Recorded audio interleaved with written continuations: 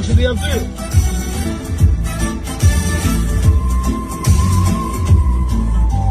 Hay do'stim, nega holing parishon?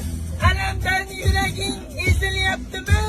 Go'yoki dunyoda birgina seni omadsiz kunlaring cho'zilyaptimi?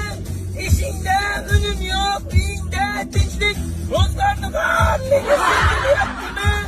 Bu ham yetmagandek, og'ir kuningda eng yaqin do'stlaring yuz buryaptimi? Siqilma, mehmondir tanangda bu jon ham, ko'p uchrar yo'lingda yaxshi-yu yomon ham. İzlesang topilar har mushkulga iloj, gardonisang botmas zamon ham. Sandanam, mandanam, undanam, undanam, nolimam. Aslo. Bo'ldi, rahmat. Azoblash xizmatimi? Xo'rlovdingiz-a shundan. Men o'zim shundan o'zim yomon ko'rib qoldim. Endi aka, mana shunaqa men yaxshi aytaman lekin. Eshitayotgan narsada xalq fikrini qoldirib qo'ymang, jonim aka. Nota bilan shartnoma qilgan ekansiz. Sen menga demasan, men senga deb.